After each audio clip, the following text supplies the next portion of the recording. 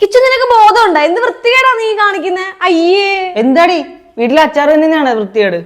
ഇതാണെങ്കിൽ നല്ല പുളിമണമൊക്കെ ഉള്ള അച്ചാറ്. നമ്മൾ വട്ടവടയിൽ നിന്ന് കൊണ്ടുവന്ന സ്ട്രോബെറിയാണ്. അടിപൊളിയാ.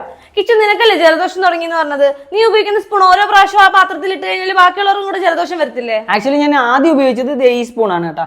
ഇനി ഓരോ വട്ടം കൂടെ ഉപയോഗിക്കാനായിട്ട് ഞാൻ ടോട്ടലി 3 സ്പൂണാണ് എടുത്തിട്ടുള്ളത്.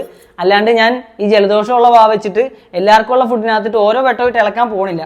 ആക്ച്വലി ഇതിന്റെ കൺസേൺ വളരെ കറക്റ്റ് ആണ്. അതായത് ഒരു കാരണവശാലും ഇതുപോലത്തെ ഫുഡിന്റെ പാത്രങ്ങളിനകത്ത് നമ്മൾ ഉപയോഗിച്ച സ്പൂൺ വീണ്ടും വീണ്ടും ഇട്ടിട്ട് ആ ഫുഡിനെ കണ്ടാമിനേറ്റ് ആക്കാൻ പാടില്ല. അങ്ങനെ കണ്ടാമിനേറ്റ് ആക്കി കഴിഞ്ഞാൽ, പ്രത്യേകിച്ച് അച്ചാറിന്റെ കാര്യത്തിൽ ഇതിനകത്ത് എന്തെങ്കിലുമൊക്കെ നനവോ അല്ലെങ്കിൽ നമ്മുടെ ഉമിനീരൊക്കെ പറ്റിയിട്ടുണ്ടെങ്കിൽ ആ ഈർപ്പം ഇതിനകത്ത് വർക്കായിട്ട് പെട്ടെന്ന് ഇത് കേടായി പോകാനുള്ള ചാൻസ് കൂടുതലാണ്. അതുപോലെ തന്നെ നമുക്ക് വീട്ടിൽ ഒരാൾക്ക് ഒരു വയ്യാഴിക ഉണ്ടെങ്കിൽ എക്സ്ട്രാ ഒരു സേഫ്റ്റിക്ക് വേണ്ടി ചെയ്യാൻ പറ്റുന്ന പ്രോട്ടോകോൾ എന്ന് വെച്ച് കഴിഞ്ഞാൽ സ്റ്റെറിലൈസേഷൻ പ്രൊസീജിയറാണ്. അതായത് നമ്മൾ ഇതിനെ ഫുള്ളായിട്ടൊന്ന് സോപ്പിട്ട് കഴുകിയിട്ട് നല്ലോണം ഒരു 10 മിനിറ്റത്തേക്ക് നല്ലോണം വെട്ടി തിളപ്പിക്കുന്ന വെള്ളത്തിലിട്ട് തിളപ്പിക്കുമ്പോഴത്തേക്ക് ഇതിനകത്തുള്ള ഓൾമോസ്റ്റ് 99% അണുക്കളെ നമുക്ക് കൊല്ലാൻ പറ്റും. എല്ലാ വീട്ടിലും എല്ലാ സമയത്തും ഇതുപോലത്തെ സ്റ്റെറിലൈസേഷൻ ചെയ്യാൻ പറ്റണമെന്നില്ലെങ്കിൽ പോലും നമുക്ക് അറ്റ്ലീസ്റ്റ് വീട്ടിൽ ഒരാൾക്ക് ഒരു വയ്യാഴികയുള്ള സമയത്ത് പുറത്തുനിന്ന് ഒരു ഗസ്റ്റ് വരുമ്പോൾ നമ്മൾ ഈ ഒരു സ്റ്റെറിലൈസേഷൻ പ്രൊസീജിയർ കീപ്പ് ചെയ്ത് കഴിഞ്ഞാൽ അല്ലെങ്കിൽ പ്രാക്ടീസ് ചെയ്ത് കഴിഞ്ഞാൽ അറ്റ്ലീസ്റ്റ് നമുക്ക് ആതിഥേയത്വത്തിന്റെ കാര്യത്തിൽ ഒരു പുതിയ കൾച്ചർ തന്നെ ബിൽഡ് ചെയ്തെടുക്കാൻ പറ്റും.